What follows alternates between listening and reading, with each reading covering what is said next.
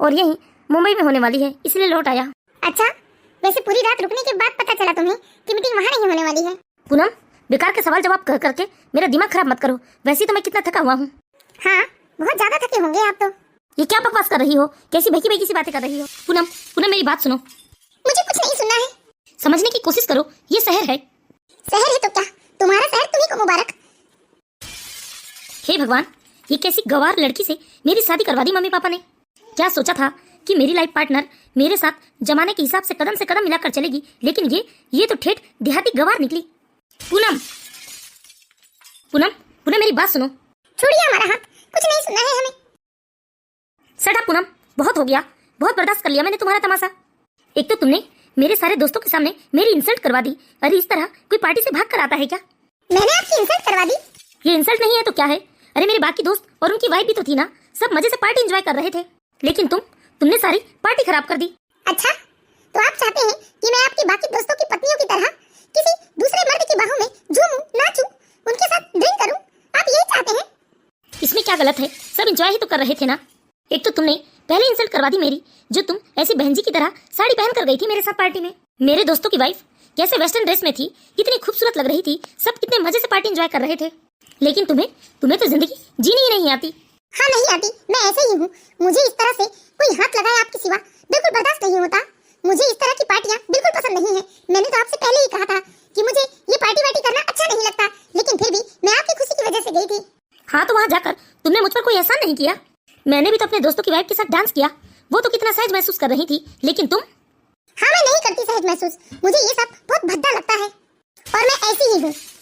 कितने बेकार लोग हैं जो जबरदस्ती हाथ पकड़कर खींच रहे थे मुझे डांस फ्लोर पर। ऐसे होता है क्या? अरे कोई भाभी भाभी करके कंधे में हाथ रख रहा था। हाँ, तो क्या गलत कर लिया उन लोगों ने? अरे तुम उन्हें ऐसे धक्का मारोगी, अपना हाथ ऐसे छुड़ाओगी तुम? क्या तुमने मैनर्स भी नहीं पढ़ा है? थोड़ा सा उन लोगों के साथ डांस कर ही लेती तो क्या बिगड़ जाता? देखिए सौरभ, यदि वो लोग बिना नशे के मेरे साथ नाच गाना करते तो हो सकता था कि मैं थोड़ा बहुत नाच गाना कर भी लेती, लेकिन उन लोगों ने कितनी शराब पी रखी थी, वो लोग तो खुद अपने होश में नहीं थे। अरे वहाँ तो कोई होश में नहीं था, कौन किसकी बाहों में थिरक रहा था किसी को कुछ मालूम ही नहीं था, सब के सब नशे में डूबे हुए थे। देखिए, मैं आपसे साफ साफ कह देती हूँ कि दोबारा इस तरह के बेढंगे पार्टियों में मैं नहीं जाऊंगी, जहाँ लोगों को सलीका ही नहीं है। ये तुम्हारा आखिरी फैसला है? हाँ, ये मेरा आखिरी फैसला है। आपको जाना है तो आप खुशी से जाइए, लेकिन मैं बिल्कुल नहीं जाऊंगी ऐसे नशेड़ियों के बीच में। ये है सौरभ और पूनम। सौरभ और पूनम की शादी को अभी 2 महीने ही हुए हैं। पूनम को सौरभ के माता पिता ने गांव के किसी रिश्तेदार के यहाँ किसी कार्यक्रम में देखा था। पूनम की सुंदरता और शालीनता से प्रभावित होकर सौरभ के माता पिता ने पूनम को अपनी बहू बनाने का फैसला कर लिया था। पूनम छोटे शहर के मध्यम वर्गीय परिवार की बेटी थी। पूनम के पिता और सौरभ के पिता बचपन के दोस्त थे और एक स्कूल में टीचर थे, लेकिन सौरभ के पिता फौज में भर्ती होकर बाहर चले गए थे। लेकिन आज के समय में सौरभ के पिता बहुत ऊंचे ओहदे पर थे, वे स्वाभाविक रूप से बहुत ही खुले विचारों के थे, लेकिन पूनम का परिवार एक छोटे शहर में ही रह गया था। इसी वजह से दोनों की पारिवारिक पृष्ठभूमि बिल्कुल अलग अलग थी। सौरभ बचपन से ही अपने पिता से बहुत डरता था, इसीलिए सौरभ ने अपने पिता के फैसले के आगे नानुकुर करना उचित नहीं समझा और उसने पूनम से शादी कर ली। पूनम देखने दिखाने में सच में बहुत ही सुंदर थी, इसीलिए सौरभ को भी कोई प्रॉब्लम नहीं थी। पूनम सुंदर तो बहुत थी, लेकिन सौरभ उसे मन ही मन में एक देहाती लड़की समझता रहा। जब पूनम छोटे शहर से सौरभ के साथ मुंबई में रहने आई, पूनम मुंबई की तेज रफ्तार भरी जिंदगी देखकर थोड़ी सहम सी गई थी। सौरभ चाहता था कि पूनम उसके हिसाब से रहे, उसके हिसाब से पार्टी करे, वेस्टर्न ड्रेस पहने, लेकिन पूनम इन सब चीजों में अपने आप को नहीं ढाल पा रही थी। बस यही कारण था कि सौरभ और पूनम का रिश्ता सामान्य नहीं हो पाया। पूनम, क्या हुआ बेटा, तुम लोग पार्टी से इतनी जल्दी कैसे आ गए? वो मम्मी जी, मेरी तबीयत वहाँ कुछ ठीक नहीं लग रही थी, इसलिए मैंने इनसे कहा कि हम लोग घर वापस चलते हैं। नहीं पूनम, लगता है कोई और बात है, तभी तो सौरभ घर आने के बाद गुस्से से फिर वापस चला गया। नहीं मम्मी जी, ऐसी कोई बात नहीं है, हो सकता है वह किसी काम से गए होंगे। सच बताओ बेटा, कोई बात तो नहीं है, तुम दोनों के बीच में कोई झगड़ा वगड़ा तो नहीं हुआ ना? नहीं मम्मी जी, ऐसी कोई बात नहीं है। ठीक है बेटा, लेकिन देखो सौरभ थोड़ा खुले मिजाज वाला है, उसे बाहर पार्टियां करना, घूमना फिरना ये सब बहुत पसंद है, तो हो सकता है तुम दोनों के बीच में थोड़ी अनबन हो सकती है, लेकिन देखो तुम्हें हैंडल करना होगा। अब ये मुंबई है, थोड़ा बहुत तो अपने आप को तुम्हें बदलना होगा। हाँ मम्मी जी, ठीक है बेटा, हम लोग तो कल सुबह की फ्लाइट से ही दिल्ली जा रहे हैं, तुम लोग यहाँ अच्छे से रहना, कोई भी प्रॉब्लम हो तो बेहिचक मुझे कॉल कर देना, ठीक है? ठीक है मम्मी जी, लेकिन आप लोग यहाँ होते तो मुझे ज्यादा अच्छा लगता। अरे बेटा, वो तुम्हारे पापा जी का ऑफिस है ना, इसलिए जाना होगा हमें। ठीक है बेटा, तुम आराम करो। हे भगवान, मम्मी जी पापा जी चले जाएंगे तो यहाँ तो मैं बिल्कुल अकेली हो जाऊंगी। बेचारी पूनम अपने सास ससुर के वापस दिल्ली जाने की बात सुनकर थोड़ी उदास हो जाती है, क्योंकि पूनम के सास ससुर वाकई बहुत ही अच्छे थे। वह पूनम को बहुत अच्छे से समझते थे, लेकिन सौरभ पूनम को नहीं समझता था। इस तरह धीरे धीरे दिन बीतने लगे और कभी कभार ड्रिंक करने वाला सौरभ अब तो डेली ड्रिंक करके आने लगा था। रात के 1 बज गए, लेकिन अभी तक ये आए नहीं, फोन भी नहीं उठा रहे हैं। समझ में नहीं आता ऐसी कैसी पार्टियां करते हैं ये। हर दूसरे तीसरे दिन बस ये पार्टी ही करने चले जाते हैं। सौरभ, ये क्या है? आप हर दूसरे तीसरे दिन पार्टी करने चले जाते हैं और आधी रात तक घर आते हैं। पूनम, तुम्हें ज्यादा इंटरफेयर करने की जरूरत नहीं है। मुझे पार्टी करना पसंद है। और अभी तक जाग क्यों रही हो तुम? तुम्हें सो जाना चाहिए ना। कैसे सो जाऊं? अरे मेरा पति अब तक घर नहीं आया और मुझे नींद आ जाए। हाँ तो ये तुम्हारी प्रॉब्लम है, तुम्हें सो जाना चाहिए था। मैंने तो तुम्हें जागने नहीं कहा ना। ये क्या है सौरभ, तुम रोज ड्रिंक करने लगे हो। हाँ, मुझे ये सब पसंद है। हे भगवान, इन्हें मैं कैसे समझाऊं? मैंने सोचा था कि आज मैं इन्हें गुड न्यूज दूंगी, लेकिन ये तो ऐसे नशे में धुत हैं और कितने गुस्से में बात कर रहे हैं। मुझे लगा कि आज मैं इन्हें बताऊंगी कि ये पिता बनने वाले हैं तो ये खुश हो जाएंगे, लेकिन इनकी हालत ऐसी नहीं है कि मैंने ये खुशखबरी बताऊं। ठीक है, मैं सुबह बताऊंगी इन्हें। आज मैं इन्हें बता दूंगी कि मैं माँ बनने वाली हूँ। पूनम, लंच दो मेरा, ऑफिस के लिए देर हो रही। सुनिए जी, मैं आपसे कुछ बात करना चाहती हूँ। हाँ कहो। आप पिता बनने वाले हैं। हाँ, ये अच्छी खबर है। तुम अपनी सेहत का ध्यान रखो। अब जल्दी से लंच दो, मुझे बहुत देर हो रही। ये क्या? मैंने तो सोचा था कि ये खुशी से उछल पड़ेंगे, लेकिन ये तो सामान्य ही थे। लगता है इन्हें ये सुनकर भी ज्यादा खुशी नहीं हुई। सौरभ का ऐसा रवैया देखकर बेचारी पूनम बहुत दुखी होती है, लेकिन पूनम इस बात से बहुत खुश थी कि वो माँ बनने वाली है, क्योंकि पूनम तो पूरे दिन घर में अकेले परेशान हो जाती और अक्सर शाम को सौरभ तो पार्टियां करने चला जाया करता था। पूनम ने सोचा कि उसका अपना बच्चा हो जाएगा तो वो अपने बच्चे के साथ अच्छा समय बिताएगी, लेकिन सौरभ का वही रवैया देख देख कर पूनम की तबीयत खराब होने लगी और धीरे धीरे पूनम बिल्कुल कमजोर हो गई। पूनम ने अपने मायके में ये बात बताई कि वो माँ बनने वाली है। पूनम की सास भी ये सुनकर बहुत खुश हो गई और पूनम की सास ने पूनम को दिल्ली बुला लिया। बेटा सौरभ, तुम तो दिन भर ऑफिस में रहते हो और अक्सर पार्टियां करते रहते हो। बेचारी पूनम घर में अकेले बोर हो जाती है और देखो वह कितनी कमजोर हो गई है। इस समय पूनम को खास देखभाल की जरूरत है, इसीलिए मैं इसे अपने साथ दिल्ली ले जाती हूँ, क्योंकि जब पूनम मेरे साथ रहेगी तो मैं पूनम की अच्छे से देखभाल कर पाऊंगी। हाँ ठीक है माँ, लेकर जाओ तुम पूनम को। इधर पूनम अपनी सास के साथ दिल्ली चली जाती है और इधर सौरभ को तो जैसे खुली छूट मिल जाती है। वो अपने आप को बहुत आजाद महसूस करने लगा था। अब तो अक्सर सौरभ दिन का खाना बाहर ही खाता और रात को भी वह देर रात तक पार्टियां करता। सौरभ तो पूनम के जाने से बहुत खुश था। उसे एक पल भी पूनम की याद न आती, बल्कि वह अपने आप को बहुत आजाद महसूस कर रहा था। एक दिन सौरभ अपने किसी दोस्त की एनिवर्सरी पार्टी में गया था, तब उसकी मुलाकात एक लड़की नैना से होती है। नैना भी बहुत खूबसूरत थी और सौरभ की निगाहें नैना पर आकर रुक गई। सौरभ नैना के पास जाता इससे पहले नैना ही सौरभ के पास आ गई। हाय, मैं सिर्फ नैना। हेलो, मैं सेल्फ सौरभ। अरे क्या हुआ मिस्टर सौरभ, आप इस तरह से क्यों देख रहे हैं मुझे? क्या इससे पहले आपने कोई सुंदर लड़की नहीं देखी? हाँ, शायद नहीं देखी। क्या तुम मेरे साथ डांस करना पसंद करोगी? हाँ क्यों नहीं। सौरभ और नैना के बीच में दोस्ती होने में जरा भी देर नहीं लगी। सौरभ नैना की सुंदरता पर मर मिटा था, वहीं नैना भी सौरभ की स्मार्टनेस पर फिदा हो गई थी। सौरभ और नैना ने बेखौफ ड्रिंक और डांस का अच्छी तरह से आनंद लिया। फोन नंबर का आदान प्रदान भी हुआ और शुरू हो गया दोनों का मिलना जुलना। सौरभ नैना के प्यार में सब कुछ भूल बैठा था। अब तो नैना और सौरभ अक्सर पार्टियों में जाने लगे थे और एक दूसरे के साथ ज्यादा समय बिताने लगे थे। धीरे धीरे समय बीतता गया और उधर सौरभ की पत्नी ने भी एक प्यारी सी बेटी को जन्म दिया था। सौरभ ना ही पूनम को फोन करता और ना ही उसके बारे में कुछ जानने की कोशिश करता। ये सब देखकर सौरभ की माँ को कुछ ठीक नहीं लग रहा था कि सौरभ इस तरह बेफिक्र होकर वह मुंबई में अकेले कैसे रह रहा है। इसीलिए सौरभ की माँ ने फैसला किया कि अब पूनम सौरभ के साथ मुंबई में ही जाकर रहेगी और पूनम की सास पूनम को लेकर मुंबई आ गई थी। सौरभ, ये क्या तरीका है? अरे हमारे साथ पूनम इतने दिन रही, लेकिन ना तुम्हारा कोई फोन आया और ना ही तुम एक बार के बाद दूसरे बार पूनम से मिलने आए। अरे पूनम तो छोड़ो, तुम अपनी बेटी से भी मिलने नहीं आए। पापा, काम का बहुत प्रेशर था मुझ पर। अभी तो 6 महीने से लगातार हर दूसरे दिन मीटिंग ही हो रही है, कभी इस शहर में तो कभी उस शहर में। इस वजह से मुझे टाइम नहीं मिल पाया।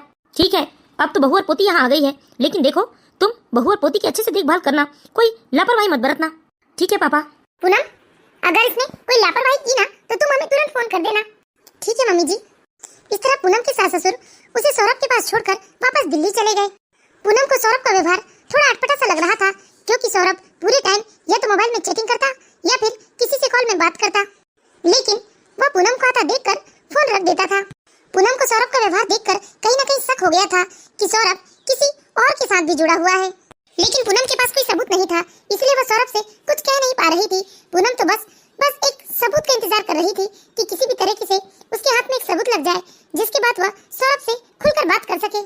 ये क्या है, मैं रोज आपके लिए खाना बनाती हूँ, ना आप दिन में खाना खाते हैं और ना ही रात में, बस रोज बाहर का ही खाना खाते हैं। क्या करूँ पूनम, ऑफिस का काम इतना ज्यादा है कि जल्दी जल्दी जाना पड़ता है और वापसी में इतनी भूख लग जाती है कि मैं बाहर से ही खाकर आ जाता हूँ। अच्छा सुनो, कल मैं ऑफिस के काम से 2 दिनों के लिए बाहर जा रहा हूँ, एक जरूरी मीटिंग है। ठीक है। इधर सौरभ झूठ बोलकर नैना के साथ बेंगलोर चला जाता है, लेकिन पूनम को तो पहले ही शक हो गया था, इसलिए पूनम ने सौरभ के ऑफिस में फोन करके पता कर लिया कि ऑफिस की तो ऐसी कोई मीटिंग है नहीं। पूनम को ये जानकर बहुत गुस्सा आया, लेकिन फिर भी पूनम शांति से सौरभ के वापस लौटने का इंतजार करने लगी। वैसे सौरभ, तुम मेरे साथ समय बिताकर मुझे धोखा तो नहीं दे दोगे ना? ये बताओ कि तुम अपनी बीवी को कब तलाक देने वाले हो? बहुत जल्दी नैना, बहुत जल्दी। यहाँ से जाने के बाद मैं उस गवार को तलाक दे दूंगा और मैंने तुम्हारे लिए एक डायमंड सेट लाया है जिसे मैं अपने हाथों से तुम्हें पहनाऊंगा। तुम जब भी इसे अपने गले में देखोगी तो यह तुम्हें मेरी याद दिलाता रहेगा। वाह, ये तो कितना ब्यूटीफुल है। हाँ माय स्वीटहार्ट, लेकिन तुमसे ज्यादा खूबसूरत नहीं है ये। तुम तो बस। अच्छा एक बात बताओ नैना, क्या मेरे अलावा भी तुम्हारी जिंदगी में कोई है या फिर कोई था? नहीं सौरभ, अरे तुम जैसा इंसान एक लंबे समय के बाद मुझे मिला है। मुझे तुम जैसे इंसान की ही तलाश थी। लेकिन ये बताओ कि तुम पक्का अपनी बीवी को तलाक दे दोगे ना? क्योंकि बहुत हो गया, ये लुका छुपी का खेल अब मुझसे नहीं खेला जाता। अब तुमसे दूरी मुझसे बर्दाश्त नहीं हो रही है। हाँ मैंने कहा ना स्वीटहार्ट कि मैं यहाँ से जाने के बाद पूनम को तलाक दे दूंगा, लेकिन पक्का तुम्हारे जीवन में कोई और नहीं है ना? नहीं यार, कितने बार कहूँ, मैं सिंगल हूँ। तुम्हें देखते ही मुझे जाने क्या हो गया, मैं तुम्हारे प्यार में पड़कर सारी दुनिया भूल बैठी हूँ। मैं तो दिन भर बस तुम्हारे ही ख्वाबों में खोई रहती हूँ। तो मेरा भी ऑफिस के कामों में मन कहाँ लगता है? सुबह से शाम तक मैं भी बस तुम्हारे बारे में सोचता रहता हूँ। इधर सूरज नैना की बाहों में खोया हुआ नई जिंदगी के सपने बुन रहा था और जल्द ही पूनम को तलाक देने के बारे में सोच रहा था। दोनों एक दूसरे के साथ बड़े बड़े प्यार के वादे कर रहे थे। तभी अचानक सौरभ का मोबाइल बज उठता है और सौरभ मोबाइल में दिखता है कि यह तो फोन उसके ऑफिस से था। अरे मैं तो किसी काम से शहर से बाहर आया था, अचानक ये मीटिंग क्यों रखी गई है? देखिए सौरभ, ये बहुत ही इंपॉर्टेंट मीटिंग है और इसे तो तुम्हें अटेंड करना होगा। ओके। क्या हुआ सौरभ, क्या वापस मुंबई जाने का इरादा है? हाँ यार नैना, जाना तो नहीं चाहता मैं, लेकिन क्या करूँ, ऑफिस में एक इम्पोर्टेंट मीटिंग है जिसे अटेंड करना बहुत जरूरी है। चलो मैं जल्दी से टिकट करवा ले रहा हूँ। क्या तुम्हारी भी टिकट करवाऊँ? नहीं, मैं इतनी जल्दी नहीं जाने वाली। मैं 1-2 दिन यही रहूंगी, उसके बाद ही जाऊंगी। अच्छा ठीक है, मुझे तो निकलना होगा। लेकिन देखो सौरभ, कहीं तुम मुझे यूज करके अपनी पत्नी के आंचल में तो नहीं घुस जाओगे ना फिर से? नहीं नैना, मैं जाते ही पूनम को तलाक दे दूंगा, तुम बिल्कुल टेंशन मत लो और जल्दी हम दोनों शादी कर लेंगे। इधर ना चाहते हुए भी सौरभ को वापस मुंबई लौटना पड़ा। सौरभ खिसियाया हुआ सा घर पहुंचता है। पूनम को तो पहले से ही मालूम था कि कुछ ना कुछ चक्कर तो है, जिसके चलते सौरभ ने झूठ बोला है, लेकिन फिर भी उसने धैर्य रखा। क्या हुआ, बड़ी जल्दी लौट आए? तुमने तो कहा था कि 2 दिन की मीटिंग है। हाँ लेकिन वो मीटिंग वहाँ कैंसिल हो गई और यही मुंबई में होने वाली है, इसलिए लौट आया। अच्छा, वैसे पूरी रात रुकने के बाद पता चला तुम्हें कि मीटिंग वहाँ नहीं होने वाली है? पूनम, बेकार के सवाल जवाब कर करके मेरा दिमाग खराब मत करो। वैसे तो मैं कितना थका हुआ हूँ। हाँ, बहुत ज्यादा थके होंगे आप तो। ये क्या बकवास कर रही हो? कैसी भकी भकी सी बातें कर रही हो? बस करो सौरभ, बस करो। कितना झूठ बोलोगे? मैं जानती हूँ कि तुम बैंगलोर क्यों गए थे। क्या मतलब? मतलब यही कि तुम किसी लड़की के साथ थे ना वहाँ। मुझे सब मालूम है और तुम्हारे ऑफिस से कोई मीटिंग नहीं होने वाली थी वहाँ। देखो सौरभ, तुम मुझे कोई धोखे में मत रखो, मैं सब जान चुकी हूँ। हाँ जान चुकी हो तो क्या? तुम तलाक चाहती हो ना मुझसे, साफ साफ कहती क्यों नहीं? ये बेकार में दुनिया भर के इल्जाम क्यों लगा रही हो? इल्जाम लगा रही हूँ? झूठे मक्कार धोखेबाज इंसान, पहले तो खुद ही धोखा दे रहे हो और कहते हो कि मैं इल्जाम लगा रही हूँ। खाओ कसम और कह दो कि ये सब झूठ है। लेकिन तुम तो ईश्वर के ऊपर भरोसा ही नहीं करते, तुम तो नास्तिक हो। तुम तो झूठी कसम भी खा सकते हो। लेकिन देखो सौरभ, मुझे सब कुछ मालूम चल गया है, तुम मुझे धोखे में रखने की कोशिश मत करो। मैं जब से इस घर में आई हूँ तब से सिर्फ और सिर्फ अपमानित होकर ही जी रही हूँ, लेकिन अब बहुत हुआ। अब मैं अपने आप को इतना नीचे गिराकर नहीं जी सकती। मैं जानती हूँ किन परिस्थितियों में हमारी शादी हुई है। आप तो इस शादी के लिए तैयार ही नहीं थे, लेकिन आपके पापा के कहने की वजह से आपने ये शादी की ना। सच में आप मुझे पसंद नहीं करते तो कोई बात नहीं, मैं तुम्हें आजाद करती हूँ, जाओ और अपनी जिंदगी जी लो। सच में पूनम, सच में तुम मुझे तलाक दे दोगी और मेरा रास्ता साफ कर दोगी? हाँ क्यों नहीं सौरभ, मैं तुम्हारी जिंदगी में तुम्हारे साथ बोझ बनकर नहीं रहना चाहती। Thank you so much Poonam, मैं आज ही तलाक के पेपर तैयार करवा लूंगा और तुम कल साइन कर देना, ठीक है? और देखो तुम अपने रहने की चिंता मत करो, मेरा इतना बड़ा घर है, तुम यहीं किसी कोने में अपनी बच्ची के साथ रह सकती हो। सौरभ, ये क्या बात हुई? तुम ऐसा क्यों बोल रहे हो कि मैं इसी घर के किसी कोने में अपनी बच्ची के साथ रहूं? वो बच्ची सिर्फ मेरी नहीं, आपकी भी है। हमारी बच्ची कहो, उस बच्ची को तुम्हें एक्सेप्ट करना होगा। नहीं, क्योंकि नैना उस बच्ची को एक्सेप्ट नहीं करने वाली है, इसलिए उस बच्ची से मेरा कोई रिश्ता नहीं रहेगा। तुम उस लड़की के प्यार में इतने खो गए हो कि अपने खुद की बच्ची को अपनाने से इनकार कर रहे हो। देखो, मैं अपने लिए तो सब कुछ बर्दाश्त कर लूंगी, लेकिन मैं अपनी बच्ची के साथ कोई भी नाइंसाफी बर्दाश्त नहीं कर पाऊंगी। फिलहाल तो मैं अपनी बेटी को लेकर जा रही हूँ, लेकिन याद रखना वो सिर्फ मेरी नहीं, आपकी भी बेटी है और वह आपको पापा कहेगी। आप उसे पापा कहने से नहीं रोक सकते, क्योंकि कल को जब वो बड़ी होगी और पूछेगी कि मेरे पापा कौन है, तब मैं उसे क्या जवाब दूंगी। इसीलिए मैं सब बात में समझौता कर सकती हूँ, लेकिन इस बात में नहीं। इस तरह सौरभ और पूनम के बीच में बहुत लड़ाइयाँ होती है और पूनम अपनी बच्ची को लेकर सीधे अपने सास ससुर के पास पहुँच जाती है।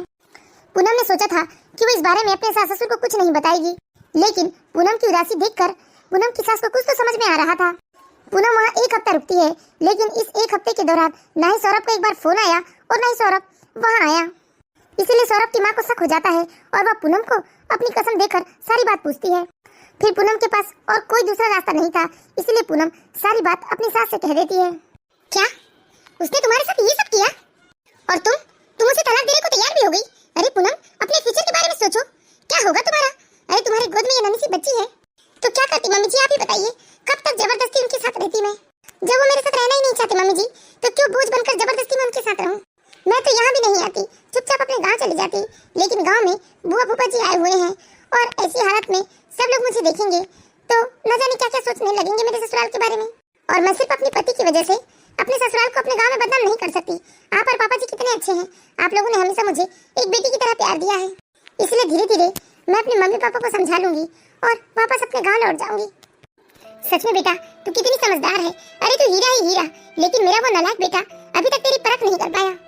इस तरह पूनम की सास अपने बेटे को बहुत बुरा भला कहती है और दूसरे दिन ही वह मुंबई की टिकट कटाकर सीधे अपने बेटे के पास पहुंच जाती है। लेकिन जब वह जाती है तो वह देखती है कि वहाँ तो किसी पराई लड़की के सारे सामान इधर से उधर बिखरे पड़े हैं। अच्छा, तो वो मोहतरमा यही है? अरे मम्मी, आप अचानक? अरे बता दिया होता। क्यों बताती, मेरी मर्जी। अरे मम्मी, ये आपको क्या हो गया है? आप इतने गुस्से में बात क्यों कर रहे हैं? पहले ये बता, ये कौन सी कलमुही का सामान रखा है हमारे घर? अरे ये सामान मम्मी, वो मेरी ऑफिस की फ्रेंड है, वो जरूरी काम से आई हुई थी, तो बस। अच्छा, कौन है वो? जरा बुला तो, जिसे जरा भी शर्म नहीं कि जिसकी पत्नी ना हो घर में, उस मर्द के यहाँ आ गई है वो। मम्मी, वो उसे मालूम नहीं था ना। अरे मालूम नहीं था तो आने के बाद तो पता चला होगा, उसे यहाँ रुकने की जरूरत क्या थी? सच सच बोल, तू पूनम को तलाक देना चाहता है ना? बोल ना, अब क्यों उलट कर रहा है? माँ, आपने गांव की किसी गवाह से मेरी शादी करवा दी है। ना ही उसे कपड़े पहनने का ढंग है और ना कहीं उठने बैठने का ढंग है। अरे उससे शादी करने के बाद तो मेरी जिंदगी जैसे नर्क सी हो गई थी। और वैसे भी तलाक वो मुझसे लेना चाहती है, मैं नहीं, क्योंकि उसे मेरा लाइफ स्टाइल पसंद नहीं है। अच्छा, तो पूनम तलाक लेना चाहती है? हाँ माँ, पूनम तलाक लेना चाहती है मुझसे। ठीक है बेटा, तो दे देना तलाक। किसका रास्ता देख रहा है तू? पर पहले तो यह कौन है, इस लड़की को बुला जिसके प्यार में तू पड़कर पूनम को तलाक देना चाहता है। देख, मुझे सब कुछ मालूम है, तू मुझे बेवकूफ बनाने की कोशिश मत कर। सौरभ, अरे यार तुम क्या करने लगे? अंदर आ जाओ। यही है तुम्हारे ऑफिस की दोस्त जो तुम्हें अंदर बुला रही है? मैंने कभी सपने में भी नहीं सोचा था सौरभ कि तू इतना नीचे गिर सकता है कि अपनी पत्नी के होते हुए उसे सामने से धोखा देगा। हाँ मम्मी, मुझे पूनम बिल्कुल पसंद नहीं है। मैं उसके साथ ना ही पार्टी में जा सकता हूँ और ना ही अपने किसी दोस्त भाई के घर जा सकता हूँ। पूरी अक्खड़ देहाती गवार है पूनम। अरे सौरभ, ये कौन है? ये मेरी मम्मी है नैना, मतलब तुम्हारी होने वाली सास। ओह, नमस्ते आंटी। अच्छा, तुम ही हो जो सौरभ से शादी करना चाहती हो? तुम्हें मालूम भी है सौरभ की एक बेटी भी है? हाँ आंटी, मुझे कोई प्रॉब्लम नहीं है। मैं जानती हूँ कि सौरभ की पत्नी भी है, बेटी भी है, फिर भी मैं सौरभ से बहुत प्यार करती हूँ और सौरभ भी मुझसे प्यार करते हैं, इसलिए हम दोनों एक दूसरे के साथ विवाह करना चाहते हैं। अच्छा, हमें भी कोई प्रॉब्लम नहीं है। सच में mummy, thank you very much. हाँ, बेटी की खुशी के लिए इतना तो करना ही होगा। हाँ, पर एक बात मैं तुम्हें साफ साफ बता दे रही हूँ, वरना कल को तुम लोग मुझसे शिकायत करोगे कि मैंने तुम्हें शादी के पहले क्यों नहीं बताया। क्या बात माँ? यही बेटा कि तुम हमारे इकलौते बेटे होने की वजह से हमने अपनी सारी प्रॉपर्टी तुम्हारे नाम पर कर दी थी, लेकिन अब समय आ गया है हमें अपनी गलती सुधारने का। क्या मतलब मम्मी? मैं समझा नहीं। समझ जाएगा बेटा। और सुन, जब तू इससे शादी कर लेगा तो तेरी सैलरी का आधा हिस्सा तेरी पत्नी और बेटी के लिए जाएगा, मतलब पूनम को जाएगा तेरी सैलरी का आधा हिस्सा। ये आप क्या बोल रहे हैं मम्मी? सच कह रही हूँ बेटा, कोर्ट भी यही फैसला लेगा। मैं उस बेचारी सीधी शादी पूनम के साथ कोई नाइंसाफी नहीं होने दूंगी। मैं और तेरे पापा मिलकर सारी प्रॉपर्टी को पूनम के नाम कर देंगे, क्योंकि पूनम की एक बेटी भी है, क्योंकि पूनम ने ही हमें दादा दादी बनने का सौभाग्य दिया है। और तुम भी तो अपनी सैलरी का आधा हिस्सा दोगे ना, फिर पूनम की तरह से हम निश्चिंत हो जाएंगे। अब तुम मजे से इस नैना के साथ शादी रचा लो, हमें कोई प्रॉब्लम नहीं है। क्या ये आप कैसे कर सकते हैं आंटी? आप अपने इकलौते बेटे को अपनी प्रॉपर्टी से बेदखल कैसे कर सकते हैं? बेटा, प्रॉपर्टी हमारी है तो मर्जी भी हमारी हुई ना, और हम इस नालायक को अपनी प्रॉपर्टी ऐसे फिजिल में उड़ाते हुए नहीं देख सकते, और ना ही उस बेचारी सीधी सादी भोली भाली पूनम के साथ कोई नाइंसाफी करते देख सकते हैं। ठीक है, अब तुम लोग मजे से रहो, मैं चली, बस यही बताने आई थी। सौरभ, तुम्हारी माँ ने ये सब क्या कह दिया और तुम चुपचाप सुनते रहे? तुमने विरोध भी नहीं किया? क्या विरोध करता नैना, उन्होंने शादी के लिए सहमति जता दी, इससे ज्यादा मुझे कुछ और नहीं चाहिए। वैसे भी मुझे रुपए पैसों से कोई लेना देना नहीं है, मुझे तो बस तुम जैसी खूबसूरत लड़की का साथ चाहिए था जो मुझे समझे। बकवास मत करो, प्यार से जिंदगी नहीं चलती है। अरे जीने के लिए रुपए पैसों की भी जरूरत होती है।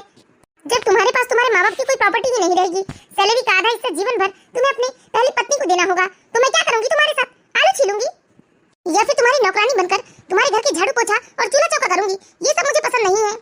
नैना, ये तुम क्या बोल रही हो? अरे मैं तुमसे प्यार करता हूँ, तुम्हारे साथ जिंदगी बिताना चाहता हूँ, और तुम रुपयों के लिए मुझे छोड़ना चाहती हो? और नहीं तो क्या, इसी तंगी के चलते ही तो मैंने अपने पहले पति को तलाक दिया था, और मुझे तो किसी रईसजादे की तलाश थी जिसकी संपत्ति में मैं आराम से अपनी पूरी जिंदगी बिता सकूं। लेकिन ये क्या, तुम भी कंगाल निकले? मैं जा रही हूँ, मुझसे कांटेक्ट करने की कोशिश मत करना, और यदि कांटेक्ट करने का मन बने ना तो पहले अपने माँ बाप से अपनी सारी संपत्ति वापस ले लेना, उसके बाद ही कांटेक्ट करना। मुझे यकीन नहीं होता कि आज के समय की लड़कियां ऐसी होती हैं जो प्यार का नाटक करके बस रुपए पैसे ऐंठना जानती हैं, और इस मक्कार धोखेबाज झूठी डायन के चक्कर में मैंने अपनी सीधी सादी पूनम को तलाक देने तक की बात कह दी। ये तो अच्छा ही हुआ कि माँ आज यहाँ आ गई, वरना मैं इस नैना का असली चेहरा कभी नहीं देख पाता। मैं आज ही दिल्ली जाऊंगा और जाकर पूनम से माफी मांग लूंगा और अपनी बच्ची को गले से लगा लूंगा। मैंने कितनी नाइंसाफी की है पूनम और अपनी बच्ची के साथ, शायद ईश्वर ने इसी बात की सजा दी है मुझे। सौरभ नैना का असली रूप देखकर बहुत ही दुखी हो जाता है और उसे अपनी गलती का एहसास हो जाता है। वह पहली फ्लाइट से ही सीधे अपनी मम्मी के घर दिल्ली चला जाता है और वहां जाकर पूनम से माफी मांगता है। सौरभ, अब तुम यहाँ क्यों आए हो? निकल जाओ तुम मेरे घर से, तुम्हारे लिए इस घर में कोई जगह नहीं है। नहीं माँ, मुझे मेरी गलती का एहसास हो गया है, मैं अपनी बेटी और पत्नी से माफी मांगने आया हूँ। माँ, मुझे एक बार पूनम से मिल जाने दो। अच्छा, अब आया हूँ पहाड़ के नीचे। पूनम मुझे माफ कर दो, प्लीज पूनम मुझे माफ कर दो, मुझे मेरी गलती का एहसास हो गया है, मैंने कभी इस हीरे की परख ही नहीं की। हाँ बेटा, माफ कर दो इस नालायक को, मैंने ऐसा सबक सिखाया है ना कि जिंदगी में दोबारा इसके कदम नहीं बहकेंगे। पूनम ने भी सोचा कि हर किसी को एक मौका तो देना चाहिए, और पूनम ने सौरभ को माफ कर दिया। तो दोस्तों, हम आशा करते हैं कि आप लोगों को हमारी कहानी जरूर पसंद आई होगी।